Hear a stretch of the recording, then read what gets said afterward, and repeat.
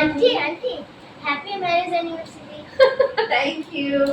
এই যে আয়শা আমাকে মানে একেবারে সারপ্রাইজ দিয়ে চকলেট নিয়ে আসছে এবং আমার ফেভারিট চকলেট।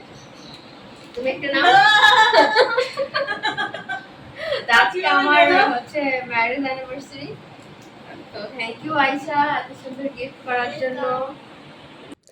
আয়শা আর মেহেদি আমাকে এত সুন্দর সুন্দর সারপ্রাইজ দিচ্ছে, কি বলবো। আয়শা কিন্তু পরে আমাকে একটা ব্যান্ড ক্লিপ দিয়েছে, ওইটা আরও সুন্দর, অন্য একটা ভিডিওতে দেখাবো।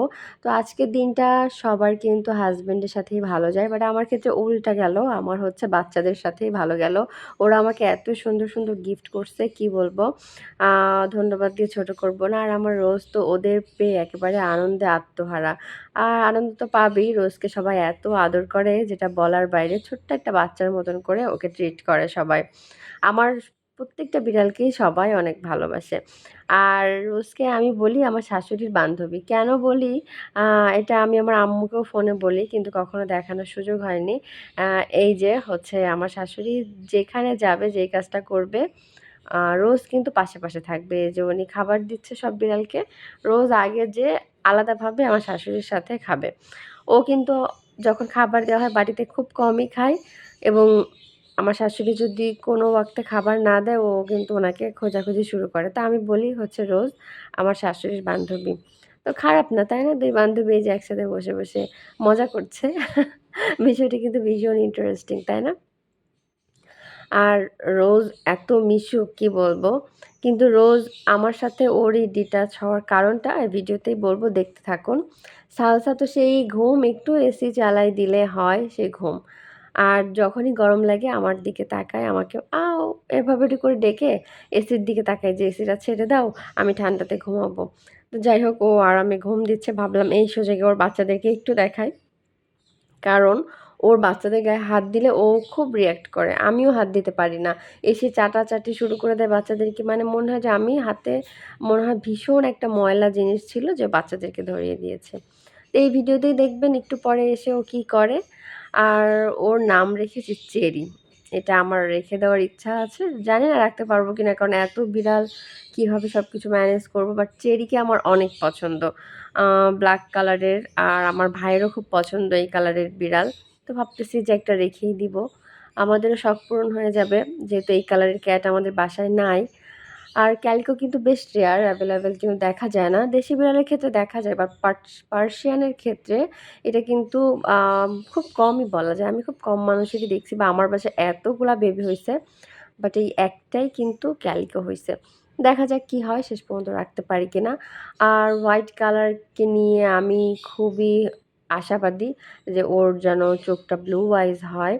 আমি তো মানে সকাল বিকাল দোয়া পড়তেছি যে আল্লাহ ওর যেন ব্লু আইজ হয়, কারণ সাদা বিড়াল চোখটা যদি নীল হয় তো কি যে দেখাবে, জাস্ট মানে ইমাজিন করেন যে আমার রোজের একটা চোখ নীল, তাই এত সুন্দর দেখায়, আর যখন ২টা চোখ নীল হবে তখন কত সুন্দর দেখা যাবে।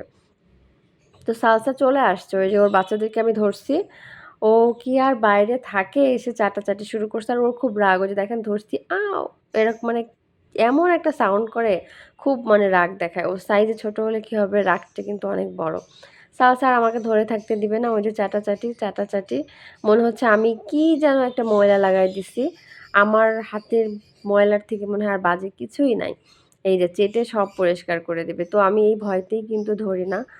ওদেরকে নিয়ে ভিডিও সবাই দেখতে চায়, পরিচিত সবাই, আমার আম্মু, বা আমার নিজেরও ভিডিও করতে অনেক ভালো লাগে ওদের ভিডিও, কারণ ওরা বেশ গাট্টু-গুট্টু আছে, গুল্লু-গাল্লু, ফার কোয়ালিটি ভালো। সবকিছু মিলায় কিন্তু দেখতে ভালো লাগে। মানে অ্যাজ এ পার্সিয়ান কিটেন যেরকম হওয়া উচিত, সালসার বেবিগুলো কিন্তু একদমই তেমন। কারণ সালসার ব্লাড লাইন অনেক ভালো। সালসার ফাদার যে সে তো এক্সোটিক ছিল। আর সবকিছু মিলায় আরকি সালসার ব্লাড লাইনটা অনেক ভালো। তো এই যে সুযোগ পাইলাম আজকে তাই ভিডিও করতে ছাড়লাম না। অনেকদিন ধরেই মানে খুঁজতেছিলাম কখন একটু ওদেরকে ধরা যায়, কিন্তু সুযোগ পাই না আমি। এবার বলি রোজ কেন আমার শাশুড়ির সাথে বান্ধবীতা করছে।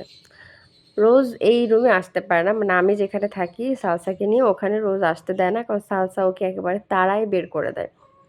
রুম থেকে বের করে দেয়। ইভেন রুম থেকে বের করে দেওয়ার পরে রুমের দরজার কাছে যেয়ে আবার দেখে যে রোজ যেন রুমে ঢুকতে না পারে। যার কারণে রোজের একটা ভয় আছে আমার রুমে আসার। ওই যে দেখেন দূর থেকে দাঁড়ায়, দাঁড়ায় কিন্তু দেখছে।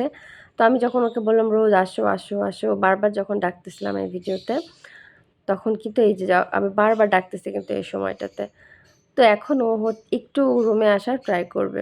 এই যে ওকে আমি কি বলবো অনেক ভালোবাসি, অনেক মিস করি বাট ওকে আমি রুমে আনতে পারি না শুধু সালসার জন্য, সালসার মারের ভয়তে।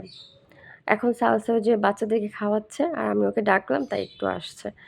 আর সালসা যখন বাইরে থাকে তখন তো নো এন্ট্রি, কোনো সুযোগ নাই আমার রোজের এই রুমে আসার। তো আমার রোজটার জন্য ভীষণ মায়া লাগে। সালসা ওকে এত মারে, মেরে একেবারে লোম উঠায় দেয়। তো আমার রোজের জন্য সবাই দোয়া করবেন। আর সালসা আর রোজের যেন ফ্রেন্ডশিপটা ভালোভাবে হয়ে যায়, সেটার জন্যও সবাই দোয়া করবেন। আবারও দেখা হবে নতুন কোনো ভিডিওতে। সেই পর্যন্ত ভালো থাকবেন। আল্লাহ হাফেজ।